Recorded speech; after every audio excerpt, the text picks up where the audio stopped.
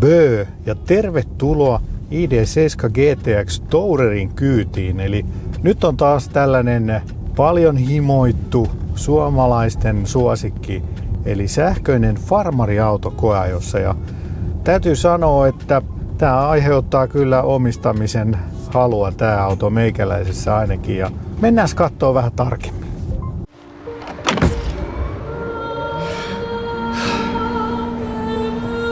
Scanoffisen vikkelät latauslaitteet. Lämmittää.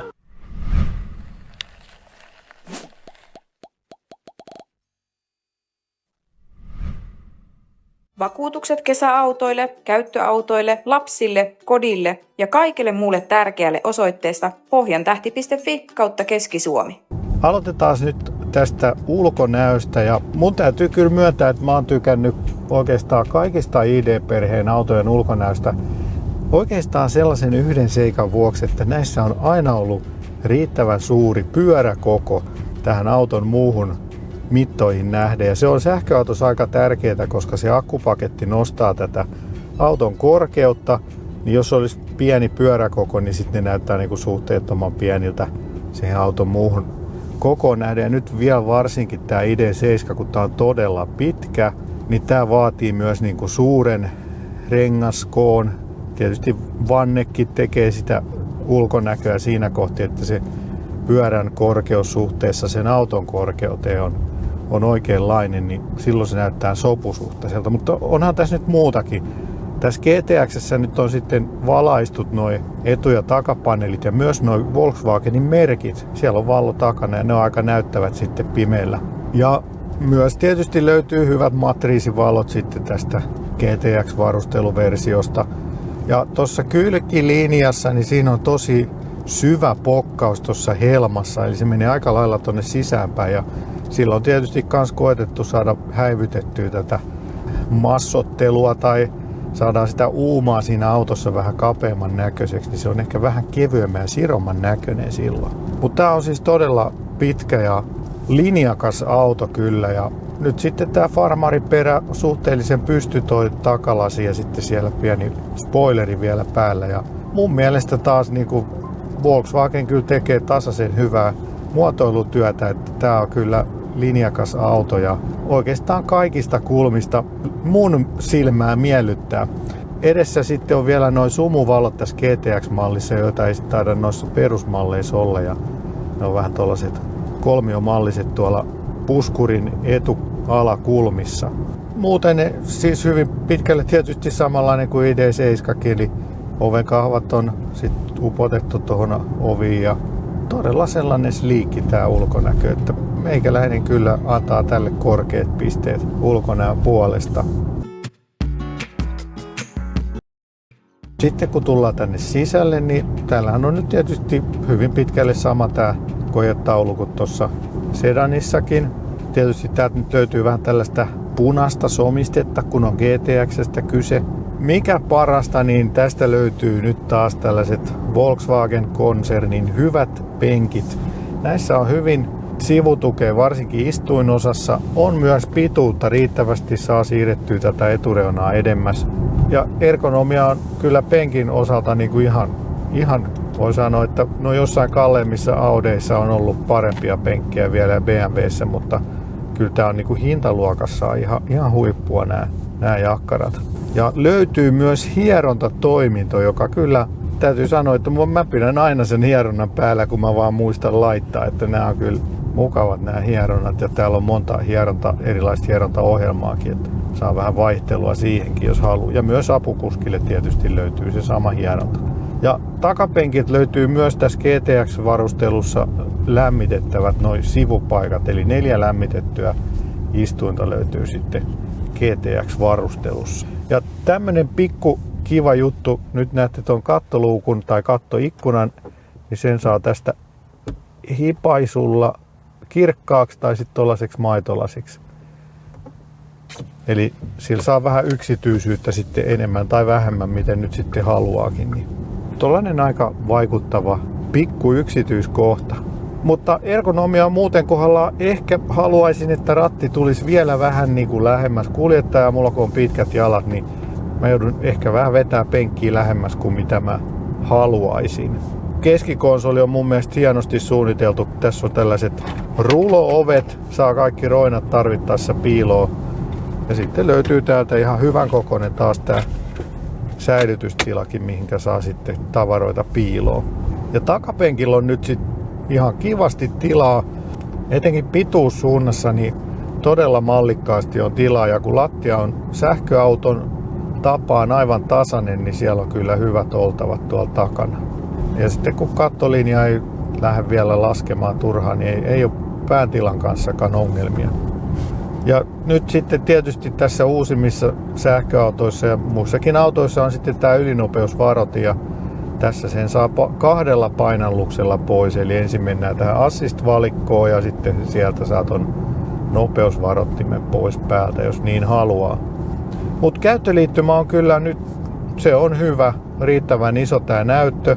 Nyt täältä on hävinnyt ne fyysiset painikkeet kyllä tuosta näytön alta pois, mitä nyt ehkä vähän olisi toivonut, mutta toisaalta kun on iso näyttö, niin sitten täällä on nämä lämmityslaitteen painikkeet löytyy aina valmiina vakiona tuosta alareunasta.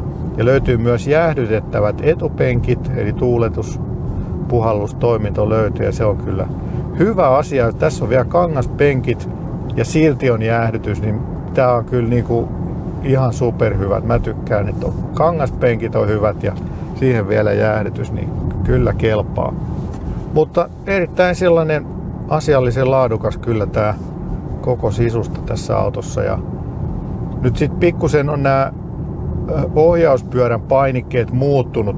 Esimerkiksi nyt tosta mun bussista, niin täällä on vähän eri paikassa nyt volumesäätö, ja tästä löytyy myös ratin lämmitys, niin sen käynnistys- tai kytkentäpainike on myös tässä ohjauspyörässä.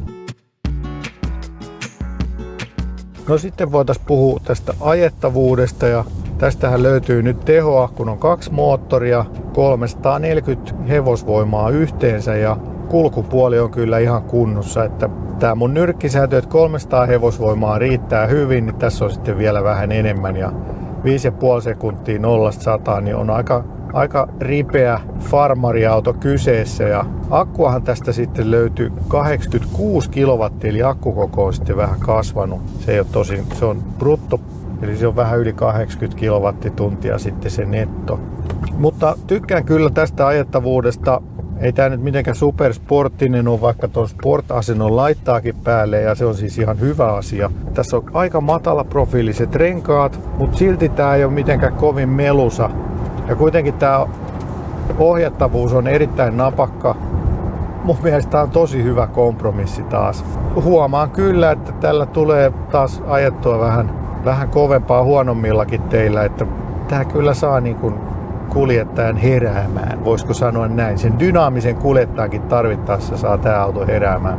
Vaikka GTX-versio onkin, niin ei ole kuitenkaan sellainen oikein yllyttäjä. Että tää on semmonen GT-luokan auto, niin kuin tietysti mallimerkintäkin sanoo, että GT ja X eli neliveto.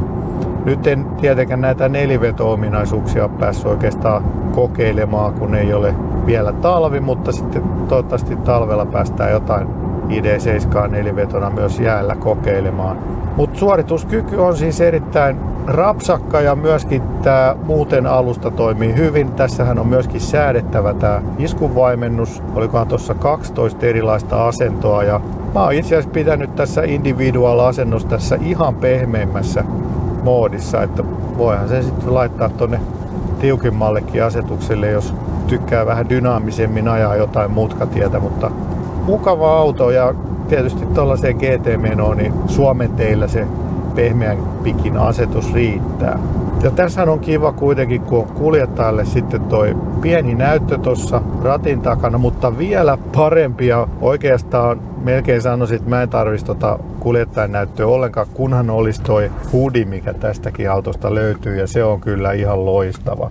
Sieltä löytyy kaikki ne samat oikeastaan, mitä tuosta kuskin näytöstäkin, plus että sieltä saa sitten vielä nämä lisätyn todellisuuden navigointijutut, eli kun sä ajat navigaattori päällä, niin kun sä lähestyt risteystä, niin tonne tien päälle tulee sellaiset lisätyt näytöllä heijastettavat nuolet, että tästä kohti käännytään ja on kyllä tosi hieno. Sama sitten kun sulla akku alkaa loppumaan, niin sieltä lähestyy sellainen 10% akun kuva, että nyt huomaatko, että sulla on 10% enää akkua jäljellä.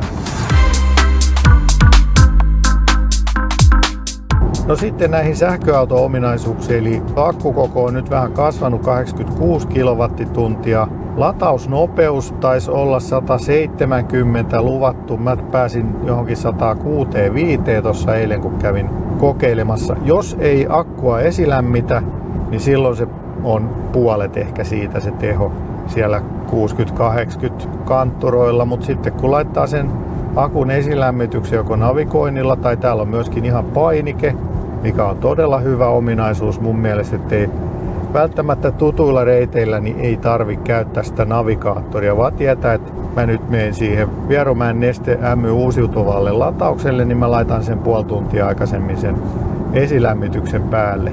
Ja sitten saadaan ne melko lailla täydet tehot. Ja se oli aika tasainen se latauskäyrä koko sillä 0-40 alueella, niin se pysyi aika lailla siellä 160. Sitten sen jälkeen alkoi sitten vasta putoamaan.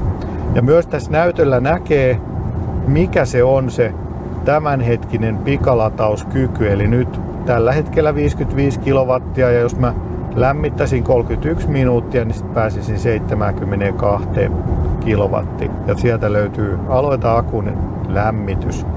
Tämä pitäisi olla kaikissa, ja tämä olisi pitänyt olla näissä ID-perheen autoissakin jo alusta lähtien. Mutta hyvä, kun se nyt tuli sitten tänne. Vihdoinkin, tätä on odotettu. Mennään siihen kulutuspuoleen, ja se on nyt ehkä ollut pieni pettymys. Nyt mä oon ajanut tällä sellaisen 700-800 kilometriä. Kaiken kaikkiaan tällä autolla on 1000 kilometriä ja kulutus on 22,3. Ja eilen kun mä tein tuollaisen Jyväskylä-reissun, niin siinähän on aika lailla ehkä puolet sitä moottoritietä ja sitten puolet sellaista 180 tietä, niin siinä se kulutus pyöri kanssa siellä 22 korvilla koko se reissulla. Oli kyllä sadettakin, lämpötila 10 asteen nurkilla, eli kyllä se nyt sitten alkaa äkkiä taas vaikuttaa se lämpötila, mutta käytännössä siis tällä sellaisen 400 kilometriä pääsee nyt tuollaista ajoa. On vähän sekalaista maantietä 130-80 kilometriä tunnissa. Voisin veikata, että sitten talvella se siitä vielä vähän nousee ja sitten taas kun on hellekelit, niin sitten se taas putoo siitä pari kilowattituntia. Ja sitten jos ajelee 80 tai kaupunkiajoon, niin sitten päästään varmaan sinne kivoihin 15-17 kilowattitunnin lukemiin. Kaverilla eli Sepolla on just tällainen ID7 tosi takavetona, mutta hän ajeli esimerkiksi Norjasta Suomeen sillä sellaisen noin 800 kilometriä, niin keskikulutus oli reilusti alle 15. Et kyllä sillä kesäkeleissä pääsee sitten hyvinkin pieniin kulutuksiin. Mutta sähköauto-ominaisuuksista 11 kilowatin kotilataus löytyy, mutta sitten yhden polkimen ajo ei vieläkään. Ja se on oikeastaan niin kuin mulle nyt ainut syy, miksi mä en anna tälle hyvä sähköautomerkkiä. Tää on kyllä tosi hyvä muutenkin, mutta kun se yhden polkimen ajo puuttuu edelleen, niin ei nyt mun kriteerit täyty siihen hyvä sähköauto leimaan. Mutta sanotaanko näin, että kyllä tää niinku halupisteet on tässä autossa tosi korkealla, vaikka sitä yhden polkimen ajoa ei olekaan. Että myönnän kyllä, että nyt kun mulla on bussi ollut ja siinä ei myöskään ole yhden polkimen ajoa, niin kyllähän siihen on ihan hyvin taas tottunut. Mutta kyllä se ihan kiva olisi, jos sen kuljettaja saisi valita, että millä tavalla hän ajelee. No sitten se hintapuoli, eli nyt tämän Tourerin eli farmarimallin hinnat takavetosena on vähän alle 60 000 ja nyt tämän GTX:n hinta on sitten siellä olikohan 66 000 ja risat ei nyt ehkä ihan pienimmästä päästä, mutta kuitenkin jos nyt vaikka vertaisi siihen i5 Touringiin, onhan tää nyt aika merkittävästi edullisempi auto ja kuitenkin puhutaan nyt nelivetosesta sähköautosta ja tehoakin on karvan verran enemmän, niin Itellä nyt kyllä valinta kohdistuisi aika monenkin vertailuauton kanssa tähän kuitenkin. Että jos tällaista tilavaa farmariautoa, perheautoa on etsimässä, niin tämä on kyllä ehdottomasti yksi sellaisista autoista, jota kannattaa käydä kokeilemassa. Todella tasapainoinen auto. Kaikki ominaisuudet on aika lailla huippuluokkaa tämän hetken huippuluokkaa. Tietysti latausnopeuksissa, kun on vain 400 voltin järjestelmä, niin ei päästä vielä niihin samanlaisiin lukemiin kuin jollain 800 volttisella autolla, mutta ihan voisin sanoa, että tuollaisen lounastauon aikana niin kyllä auto taas latautuu sen verran, että matka jatkuu monta 100 kilometriä. Että kyllä tämä niinku varmasti hyvä matka-auto ja luotettava kumppani on myös talvikeleissä pidemmälläkin matkalla. Ja vetokoukkua löytyy myöskin, eli kaikki ominaisuudet on kyllä tässä autossa tosi kohdallaan, eli vähän vaikea löytää sellaisia huonoja puolia nyt tästä autosta. Ainut heikkous on, ettei löydy puutteita, mutta todella yksi mun suosikkiautoja taas menee ihan helposti top 5 tällä hetkellä. Käykää kokeilemassa ja jos ette vielä ole kokeillut ID7, niin tää kannattaa käydä kyllä testaamassa ja toteamassa itse, että miltä vaikuttaa. Käykää kommentoimassa. Mun mielipiteellähän ei oikeastaan ole väliä, vaan teidän mielipidehän se ratkaisee, minkä auton te valitsette. Ja käykää kokeilemassa, käykää kommentoimassa, miltä vaikuttaa ID7. Käykää tykkäämässä videosta ja jos ette ole vielä tilannut kanavaa, niin käykääpä tilaamassa. Niin saadaan taas hyviä autoja nopeasti koeajoon, kun meillä on paljon tilaajia ja katsojia, niin maahantuojat sitten nostaa meidän pisteitä paremmille paikoille. Kiitos kun katsoit ja palataan seuraavalla sähköautovideolla. Bye bye!